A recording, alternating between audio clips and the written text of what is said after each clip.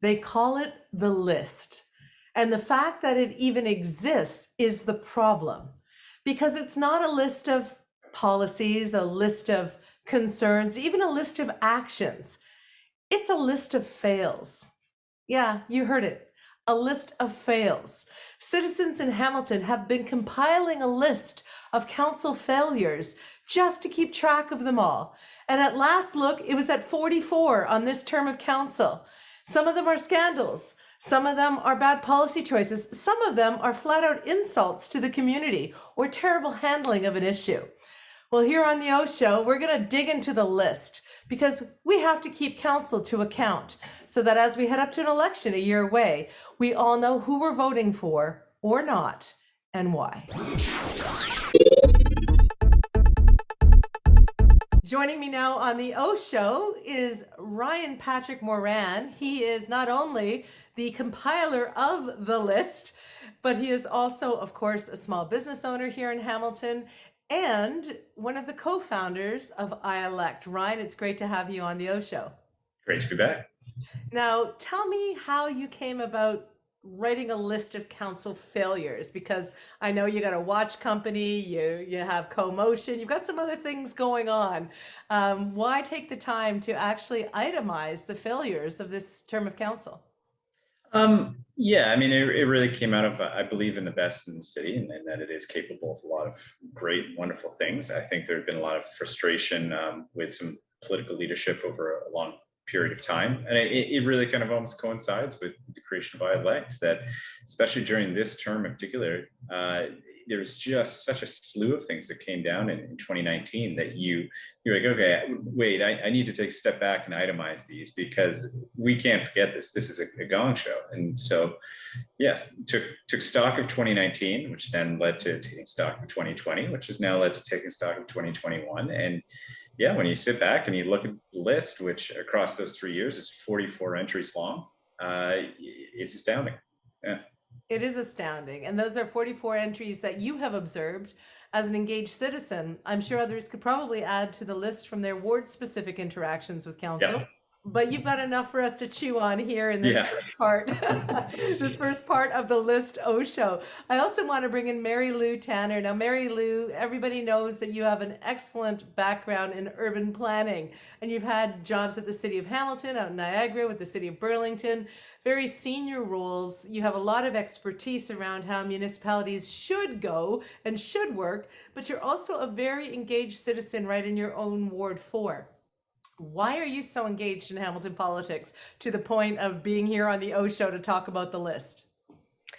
Well, because some of the issues, like I almost started creating a list myself, and then I saw that Ryan had created a list. So I'm like, okay, I don't need to do it. And Ryan's list is really comprehensive. But there are just things that should matter to all citizens across the city.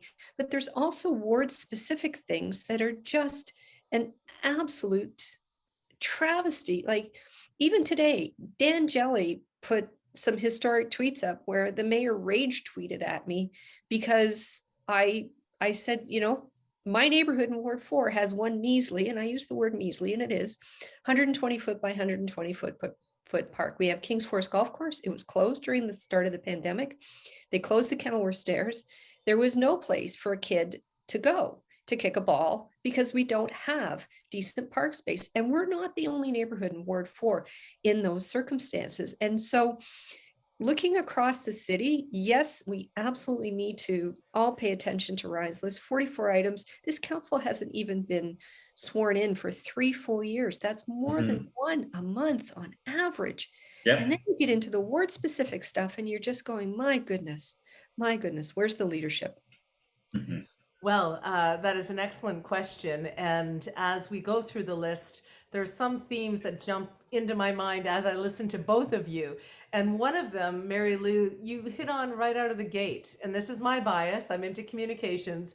But when you say that the mayor rage tweeted you, an engaged citizen with an urban planning expertise, about wanting more park space, it reminds me of when I was on Hoser Trek and penned that op-ed about how Hamilton is losing out on good things. We're falling behind because of our toxic politics and because of all of these problems of leadership that we have. And the mayor took to the Facebook verse to come at me about my comments.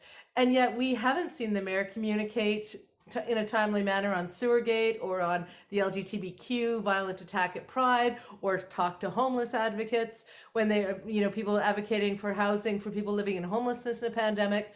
So, I mean, communication to me from this council, Ryan, is one of the things that frustrates me so much, especially from the mayor's office, where pretty much that's the gig. You're one of 60 votes, but you got a pretty big bully pulpit and you can do some pretty important stuff with that. And he's just not doing it. So we'll get, I'm sure, to examples of communication as we go forward. But where do you want to start the list, Ryan? What do you think is important, to Mary Lou's point, for Hamiltonians and for those who are listening to our podcast who might not live in town or watching the show online? Where do you want them to start to understand what we're talking about here in Hamilton?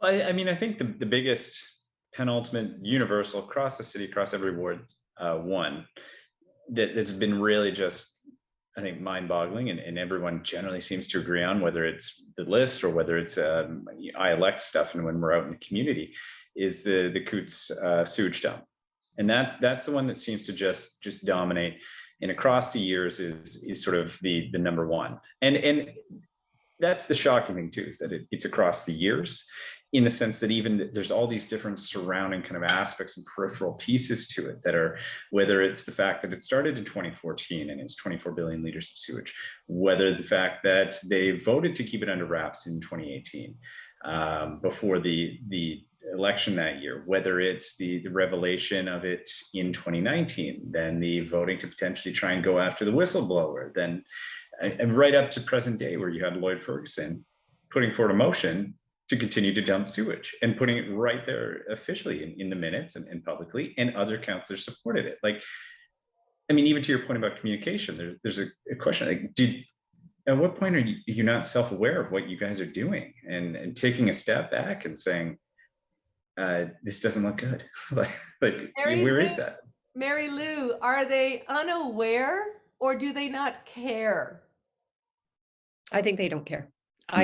I truly think when we look at issues where there has been feedback from citizens, sidewalk snow clearing, for example, and the city has an engagement platform.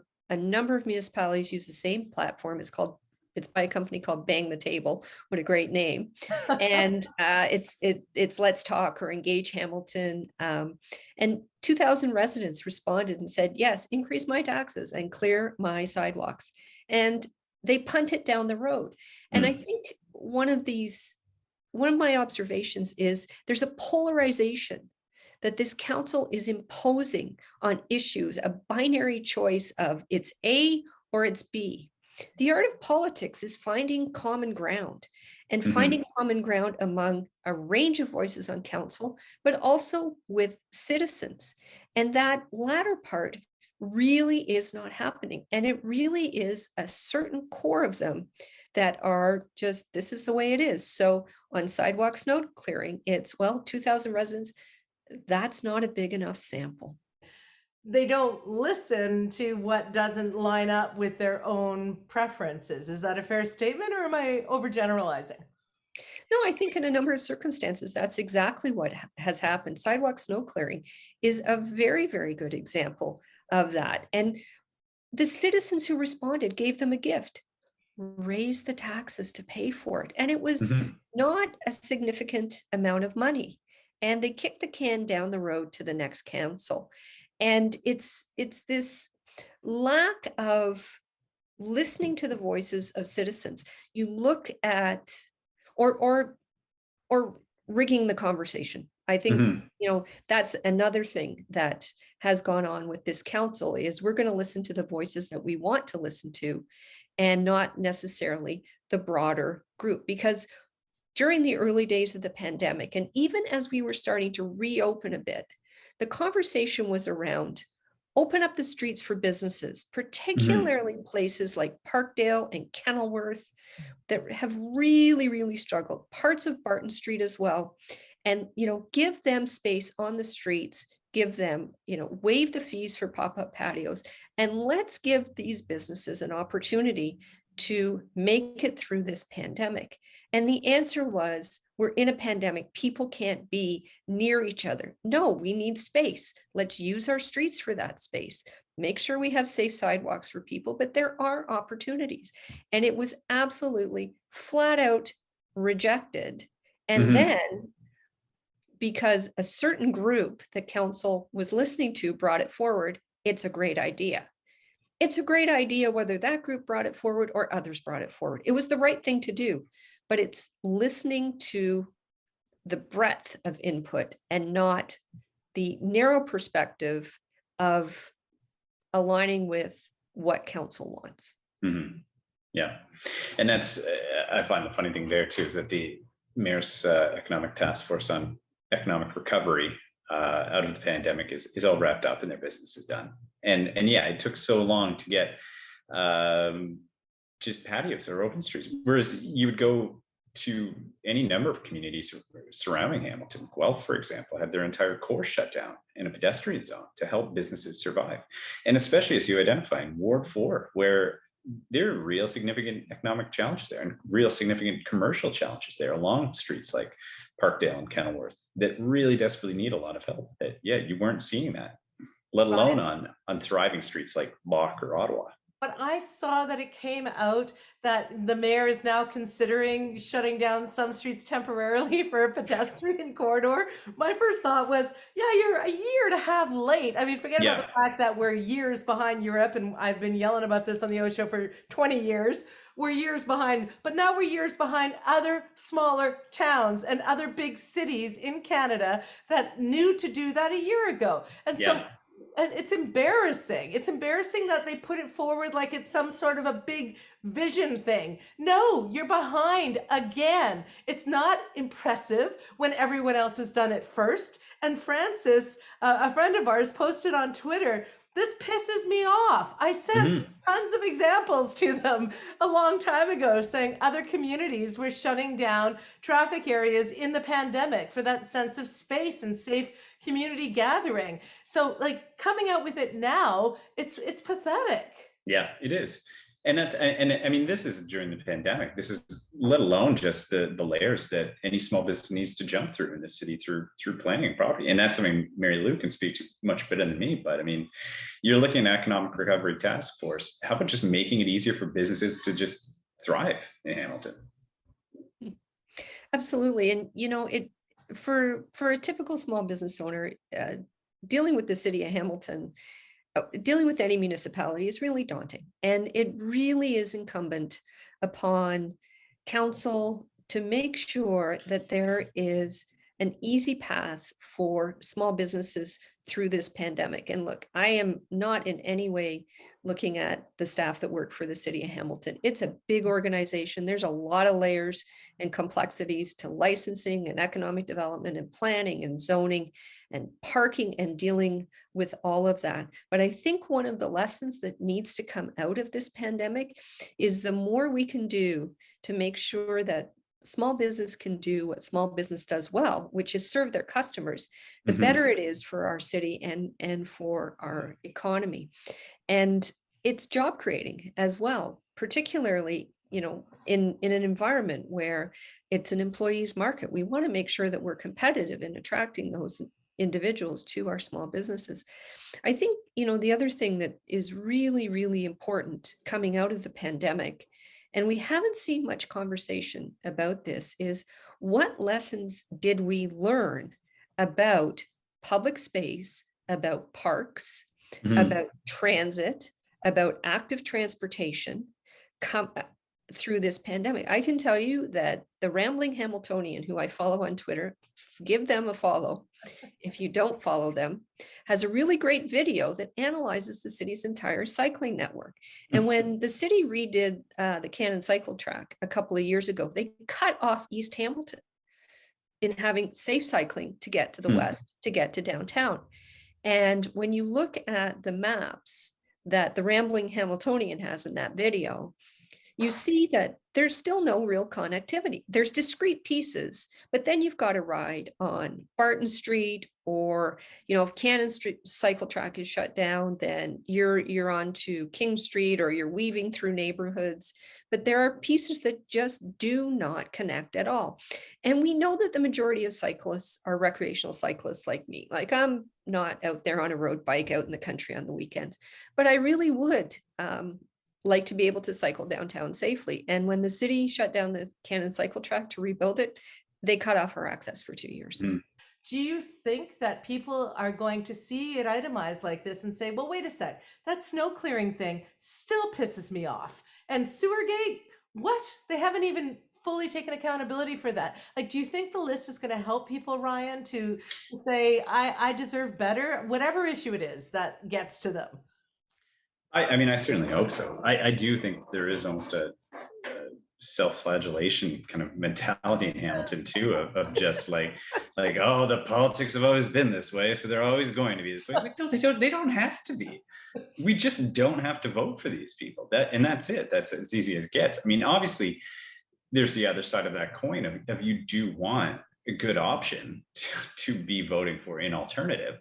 And I think that's the other item that I really like these lists to get across too, is to get people, I mean, essentially pissed off that this is happening in the city, that these are the leaders, quote unquote leaders, who are making these decisions repeatedly in some cases, and brazenly. And it's time for better leadership. So if you think that you're good, and if you think that you could do a better job, then absolutely, please step up to the plate and take these people down, because their time has come.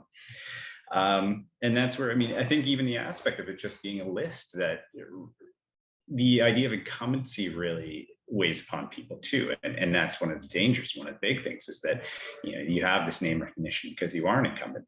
So remove the intimidation and aspect of the incumbency, and just think about it like numbers. That, look, it's all there public on whether it's Wikipedia or the city website of what these people won by in each election. So, okay, there's your goal. Just now open up a spreadsheet or open up a notepad and just start taking down, you know, the votes for how many you need to get to take down that person, and go for it. You know what? I love that. Very, you know, simple tactics, right? It's simple math, really. And we heard Mark Cripps say last time on, he was on the OShow, how frustrated he is that it really is like a 3,000 person vote that they get out every time. That gets them over the top. We had Joey Coleman say, if you can just expand the vote slightly, it can make a big difference. But it really comes down to the ground game. Now, Mary Lou, we ruminated about Ward 4 when we had Sarah Jama and Mark Cripps on the program. And I'm not going to put you on the spot right now, although obviously you would be great in council in Ward 4. I think everybody who knows you knows that. But when you look at something like ousting an incumbent, what do you think people need to do? I mean, is it possible? I mean, what would make people, to Ryan's call to action, jump in and go for it? Because I've never wanted to go for it. I like my life, right? What is it going to take for people to take up that call to action? Well, I think it's going to take a few things. So it is going to take a compelling narrative as to why you're running.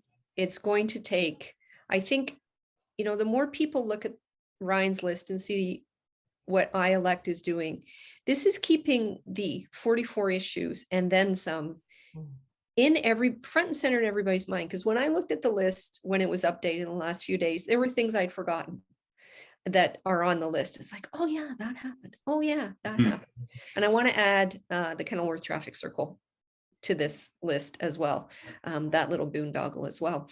But for people who want to run, you know, it can be done. The last person who knocked off a sitting incumbent was Brenda Johnson, who knocked off Dave Mitchell. Now, Dave Mitchell had a track record of being a very bad boy. So, but even then, it was closer than it should have been. The other thing is really run it head to head. Judy Partridge barely got back last time, a couple hundred votes. And that is probably another 4 or 5 election workers volunteering on a campaign and getting out and knocking on doors. So if you are somebody who is annoyed with what you're seeing, but you're not prepared to run, step up and help somebody run. go to a campaign, talk to the candidates running in your ward, decide who you're going to get behind, and then give them your time. A winning campaign needs about 30 dedicated volunteers. You need the money, but you need the boots on the ground to go knock on the doors and talk to residents. That's how you get across the finish line. Yeah. And Brenda Johnson, to your example, has, I think, the biggest plurality of votes in terms of the margin of any sitting councillor. She's pretty sweet in her seat and she took out an incumbent. So I'm going to pause you both there because I love to end an episode on such a great motivator as you've both given to our audience on the podcast and the show. But also I want to do a two-parter with you on this list right now because the snow clearing. I mean, we are coming up to that. And there's just some news this week about lawsuits in other cities about snow clearing. What are we doing with that? And there was a video that came out of a city manager talking about the sprawl and meetings, advice to developers or whatever. I mean, what are we even doing talking about extending our urban boundary when we're in the middle of all this climate emergency? There's so much to talk to you about and what council is or is not doing about it. Ryan Patrick Moran, the author of The Fail List and its curator, and of course the co-founder of IElect, and Mary Lou Tanner, engaged citizen in what ward is it again, Mary Lou? Ward 4, East Hamilton. Thank you both so much for being on the OShow and for being the voices that Hamiltonians trust on the issues they care about, including the fail list. Take care of yourselves. We'll see you again soon.